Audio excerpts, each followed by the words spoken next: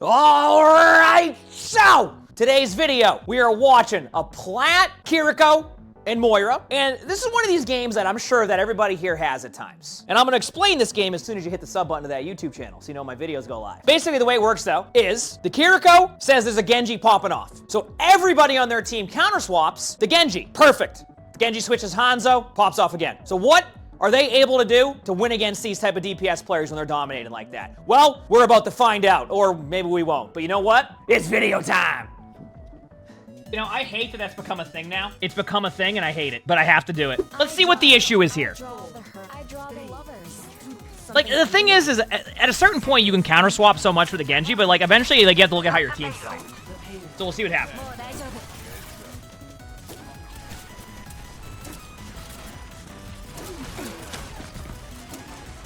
You said I should have said subscribe fully in the intro. The new YouTube feature is cool. Wait, what's the new YouTube feature? I'm sorry.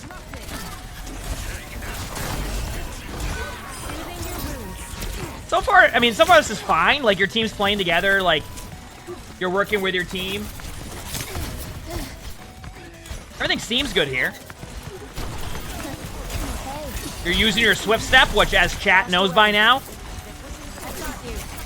Wait, if you say subscribe loudly, like, during any point in the video, it will pop up the subscribe button so people will sub to the YouTube? Oh, listen, we gotta go all out with that one, right? So if I just go, so if I just go subscribe, that YouTube will pick that up and then it will just pop up on the bottom. That's great. I love this. So far, so good. For anybody wondering on the previous cleanse that was used, cleanse was fine because the Orisa was purple, had no cooldown, so like that is not a fine cleanse. That was. I love how I just talked about the good cleanse earlier into that one. I don't mind the Kitsune. So far, by the way, I'm fine with how you've been playing. I'm okay with it. I haven't seen too much. Your cleanses have been fine for the most part outside of that one cleanse. Good job by your teammates. The Genji build Blade fast, but that's the reason why they're building Blade so fast is truthfully because they keep going onto your Orisa and farming Blade on your Orisa while they're also discorded. What needs to happen here, because you definitely asked a question, like on like what would be helpful in that situation. Remember that and this is like, I'm not saying that you can use cleanse for this now. It's funny because I remember that one time somebody said that you should just use cleanse always for Discord Orb, and we like kind of memed it a little bit because at the time this was before the change. One thing you can kind of remind your tank on, because I still think a lot of players in the game are still adjusting to this like kind of new style that you're seeing. Discord Orb now, when you LOS it, it can't be put back on you for 7 seconds. So if you find yourself constantly discorded, you can now hide behind a wall for like whatever amount of seconds it is. What is it, 2 seconds, 3 seconds? And they can't discord you for 7 more seconds. So something that can be very helpful in this situation is also having your like Orisa recognize that they need to LOS that Discord Orb. Because your Orisa is going to get shredded during that. And that's going to benefit everybody if an Orisa is just sitting there. So, yeah, anyway. No, I'm not falling for that one, Tutu. That has to be a meme. Right there is just you out of position and your Orisa going into the bottom there. So, like, you got to go with your Orisa. Stick with your team. Yeah, I mean, like, you talk about the Genji so far, but this has kind of just been, like, your team isn't really taking map control, right? And when that happens, a Genji can pop off. But I really think this is as simple as, like, your Orisa just needs to LOS the Discord Orb and stop feeding the L charge. Because that's what's happening right now. That's what it feels like it's happening right now. I do want to see what the Genji does, though.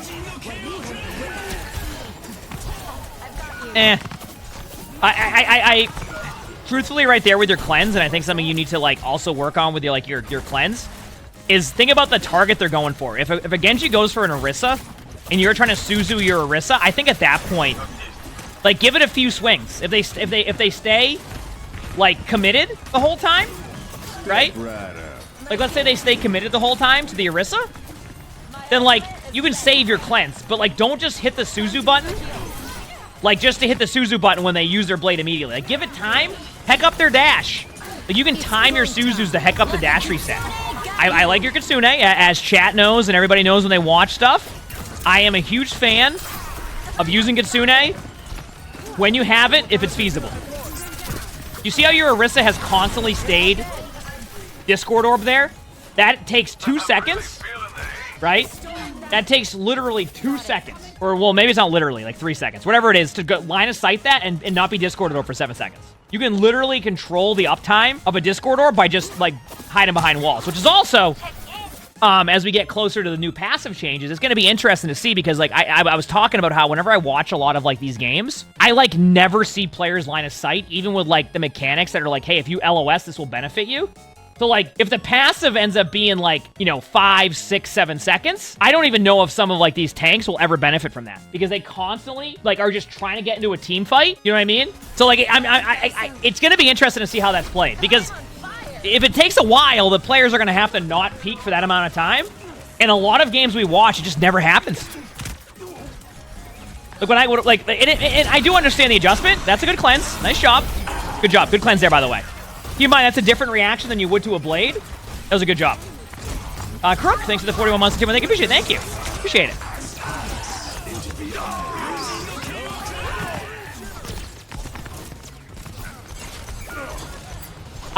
Okay, so we need to talk about that one.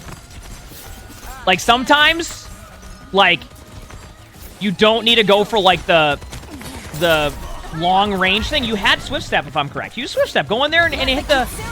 Like, I guess the counter argument is, like, you survive that, but I think you still get the Genji during that. Sometimes it takes literally just one good Suzu and 2 supports to absolutely roll a Genji. Heck, 1 support rolls a Genji half the time. A little bit too aggro there. I mean, so far, I mean, honestly, if I'm sitting back here and watching this, I feel like the Kiriko gameplay has been pretty good so far. Like, there's a couple things. I think you try to range your Suzu too much. But, like, overall, it's not like the... okay, I don't know what that was. Okay, that right there is definitely a wasted Suzu, and those are, like, things you definitely want to pick up on. Keep in mind, sometimes, like, when I find that somebody's playing fairly well, we can start to look at more of, like, the niche things or, like, kind of, you know, be a little bit more like, okay, do this a little bit better, because then that can maybe remind you next time you play, like, okay, let me think about my Suzus next, right? So sometimes you'll see that when I feel like so far you're playing okay. The positioning's okay, in my opinion. I think they've been playing off angles. They're at spots where they can TP to people. It's more about just, like, knowing you want to TP that more than anything. But, like, I'm going to be real with you. Like, you mentioned they're Genji dominating. Is it me or am I not seeing it as much right now? The Genji's had good moments, but, like, my vision of a Genji dominating...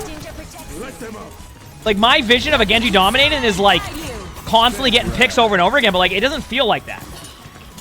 It feels like you pretty much lose on a blade, and then a lot of the time it's been, like, just not the best Suzus. Right? Like, right now...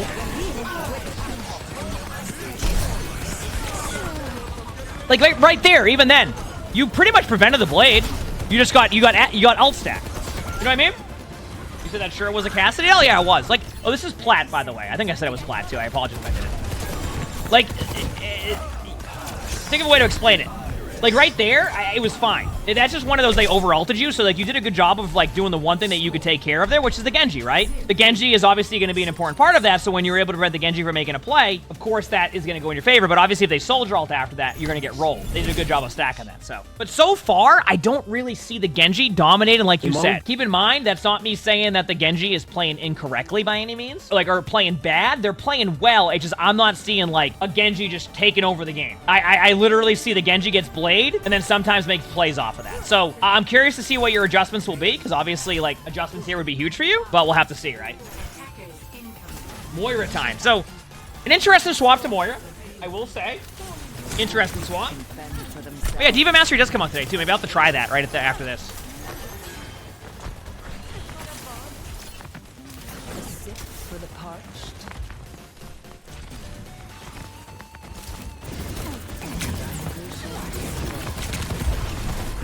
All right, going on a little bit more of a... I don't mind you going on those, like, off angles here. Remember, whenever we watch Moira gameplay, what we look for is the balance and how much you're both damaging and DPSing. Remember that you get value from your damage just as much as you do your heals, because you regen, like, when you use your right click, for example, and if you're on console, it would be whatever does the damage right here. You get your healing, like, you see the healing meter? You get healing meter back. You see that? So you want to find a good balance. Sometimes when we watch Moiras, they will only, like, do one. And you can still do a lot of damage, in my opinion, while also doing a lot of healing. And in top 500 especially, whenever I have, like, a really good Moira on my team, it's not uncommon to see them have the same healing and damage output. So, but I find a lot of players try to only balance one way of that. And the kit now almost promotes the idea of doing both. You get what I'm saying? Craig, thanks for the gift sub. Thank you, appreciate it. Thank you. At least that's how I see it. So. Careful here. You know, it's so interesting because, like, you mentioned what was happening, but I'm just not seeing it. Am I missing something here? Like I just don't see it. The Genji's playing okay, but, like, I don't think they're dominating the game. I really think this is just a playstyle issue with your team. Your team just needs to, like, use cover a bit more and, like, take map control at, like... Okay, let me show you an example here. I'm gonna pause for a second because I wonder if I can show this with the green screen what I mean. So when you're taking map control, right? When you're making these plays, you don't have to just run in a straight line all the way that way and just run at them, right? You can take it in, like, bits and pieces. So, like, for example, we'll go right here. See right here in front of me, this spot? Okay, now you're behind a wall, you have cover. Next spot you want to go to. Do you see where all this is happening right here? Go to that spot. Or I can't do this, it's backwards, and you know what I mean. Over there. That way, okay? So you go hide behind the wall over there, and you take that map control in bits and pieces. A lot of players just want to run it down mid to get that map control, and two things happen. You end up in the middle of the open and you get rolled, or you don't get the map control because you're going so far away to get it. So it's okay to, like, take map control as bits and pieces, and what I found with your team is your team kind of all in some of the plays, right? A good example of, like, where good map control can do well, third point, remember third point Habana when you were sitting there hiding behind the wall the whole time? You held for like 5 minutes because you're in a naturally good spot because of how the map plays. If you can break the map down in bits and pieces like that as you go through the map, it becomes a lot easier to understand where you should go. So I think this has been more of a team play issue. Your team tries to play cohesively, but then you don't play in spots that you can fall back to, right? Overwatch is a lot of hello, damage, and back away, right? But you can move forward while doing that if you get to good spots. Obviously, as we get more and more into these, like, we've been watching higher ranks, we've been watching, you know, diamond games, plat games, master games. Maybe one day we'll go to, like, top 500 games, etc. Like, you'll start to see that map control is such a huge part. So sometimes it's okay to, like, just, like, a recommendation is if everybody's in voice chat or, like, you're in a group, you could be like, we're gonna go here first, right? We want to get the Genji, but let's take map control here, let the team react, and then make a play off of that. All right? Sound good? I hope you're learning what I'm saying here. Like, sometimes I might need to, like, figure out a way to, I don't know, you get my point. I hope that at least, like, I'm getting the point across. Like you can take map control in bits and pieces. Like, right here is what I'm talking about. This is the first step, right? The next step is where the Zarya's going. Now stop for a second if you need to. If you feel like there's too much damage, if you feel like, okay, now you have to go in. Now you're good EMP combo, you're good. And actually, your team did an okay job of that. Like, take your time. Obviously, if you're playing a rush comp, it's a little bit different, but I'm gonna be honest with you. Chat, type 1 in the chat if you find that whenever you're playing Overwatch and your rank, that you can get your team to play cohesively, correctly, and get on the same target in a rush comp. 2 if you do a rush comp, and by rush comp, 2 of you go in and 3 of you stay back.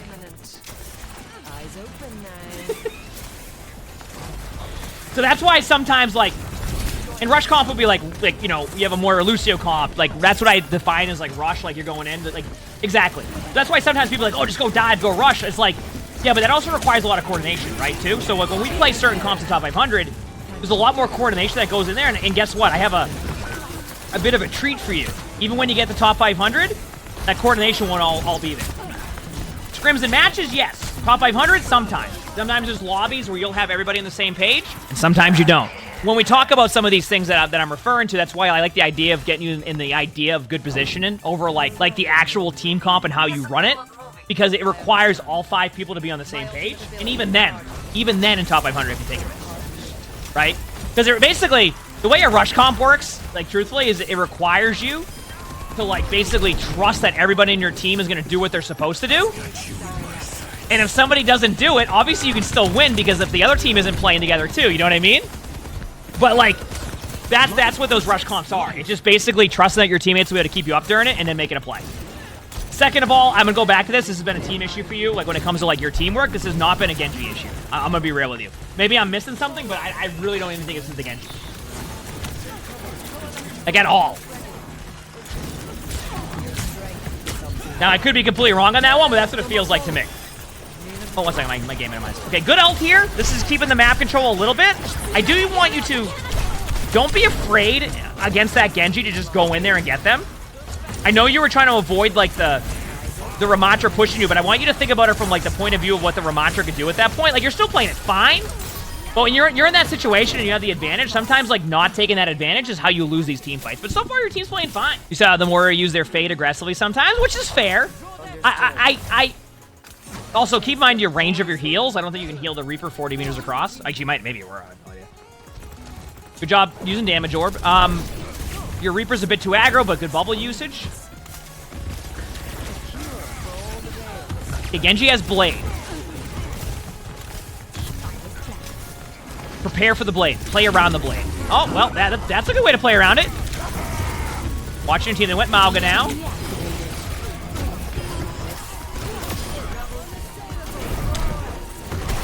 One slight issue you did right there, and it's very, very small. You didn't look at your Zarya at any point. And I know you trusted your Life Weaver to get the heals there, but like your team was gonna follow up on those limbs anyway, so like it's okay to look back for your tank. I try to teach that idea of like looking back just even for like a 1/10 of a second can like make or break a team fight, because sometimes you might save somebody who's at low HP, and that person staying alive is the reason why you win the team, right? Think it's worth proactive? Yes. I don't have like a ton of complaints with the support play so far. Obviously, we've kind of mentioned a few things that we've seen, but overall, this has been good. Like, I'm not... This number 13, emongg blank Unicorn, thank you for 13 months. Thank you, appreciate it. Thank you.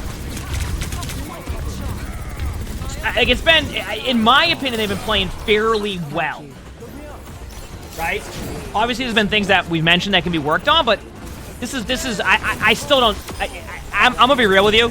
The way that this was described was that there was going to be a Genji just going into your backline, getting 25 limbs every single team fight, and like diving your backline and being unkillable. They got ult limbs, and that's pretty much what I've seen. Outside of maybe like a couple like good moments here and there, but even that is like suspect at that. You know what I mean? I have not been seeing that as much as I thought I would, I guess you could say. So we'll see.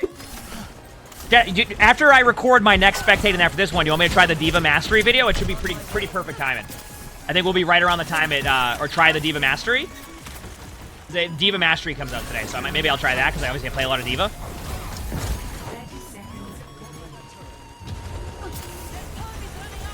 Okay, so your teammate is really aggressive there. Is that your Sombra? See, now this is a situation, chat, where I kind of want to like segue for a second from this game. These are the spots where I think people will like having the new passive. Let's say the new passive is like 5, 6, 7 seconds, right? I think these are the situations where people will like having it. Because look at this Sombra. The health pack's over there, not in quite the range they want to be, but they probably would be healing up right now after a certain... Well, depends how many seconds it would take. I wanted to show like a scenario where I think you'll see it work. I really do believe when it comes to the new passive stuff, how much time that new passive takes is going to be the main concern right away. Like how long that's going to take. If it's 5, 6, 7 seconds, that's a long time to not take damage or do anything. So I'm curious to see how it plays. But yeah, anyway, sorry. Just a little side note there. I just noticed that with their HP. Let's head back to you, to the Moira.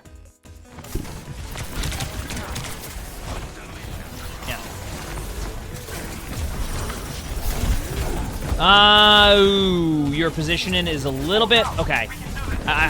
Yep. Okay, so problem that you had here, and this is kind of like where you need to recognize... You put yourself at angles multiple ways, so like honestly at a certain point you might need to just back away. I know you're the only support there, but like the only other thing that I would recommend is you have to go into your team and heal them, otherwise that's what's going to happen. If you stay here, you're going to play into them, and that's how like you don't get that value. Like you're looking at maybe an extra 25% ult charge right there, maybe in a limb, if you go with your team. Instead, you kind of got, like, lost on where you wanted to go. It just be decisive about one way to go, even if it's, the incorrect way. Like, at least, like, you learn from that and can go to the next step on that. Like, it's... One of the most important things in Overwatch sometimes is just being decisive, which, easier said than done. Even in top 500 games, like, I'll struggle with that sometimes, like, being extremely decisive with the play I'm doing, so... Anyway. Alright, here we go.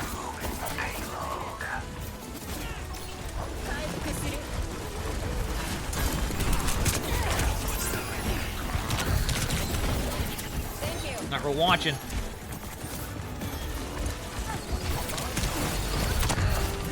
We're watching. We're watching. Ooh, I was just gonna... Yep, nope. Yeah, no. Okay, so the Hanzo ult, you knew it was coming. You knew what was gonna happen. You went for the save, but what's gonna happen if you go for the save and that, like, you know what I'm saying? Like, that like, yeah. You gotta be careful of that, because you knew the dragon was coming, you went right into it.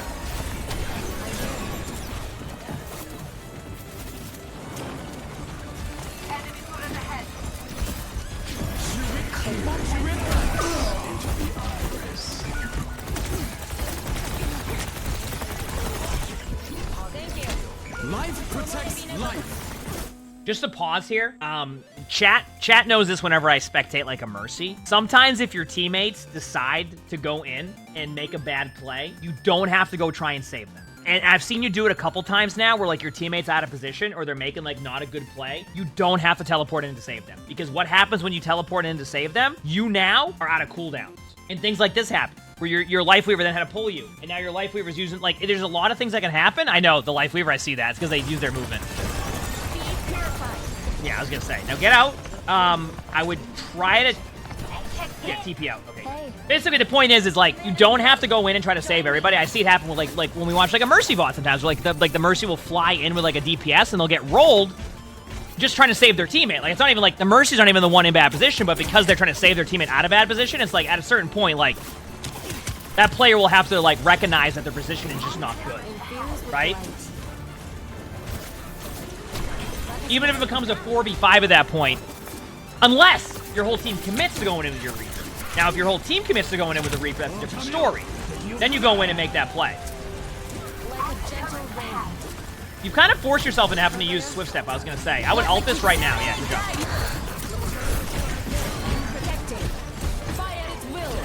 Oh, you should win this now. Ooh, nice save. That was actually a really good save and a nice shot by the Torb. Did you see that? No one saw the missed shots in the Torb turret.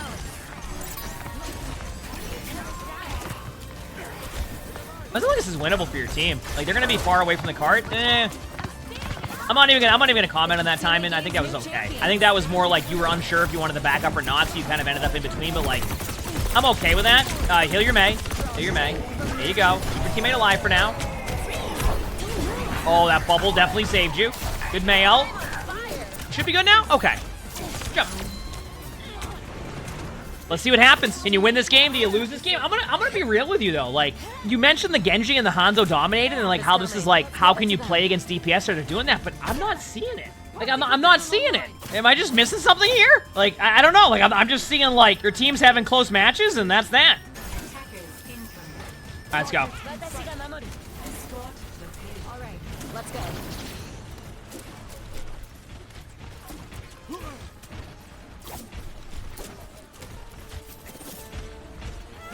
All right. Hanzo's top right. Now, don't be afraid to go. I know I just talked about the TP. If you see a few of them drop and your Hanzo goes, I mean, your Reaper goes high ground, don't be afraid to go with them. That's a little bit different than, like, your team, like, your Reaper going into the back line 1v5, right? Like, if you can create 2v2s, that's a different story. It's those 1v5 going for Reaper ult plays where you don't have to save your teammate. Your Reaper actually did a good job doing what I talked about with, like, taking the map control, like... That's going to be on your Reaper. Don't worry about it. Your Reaper's just trying to do too much. That's on your Reaper, not you. I know your cleanse was a little bit off, but, like, that's not on you.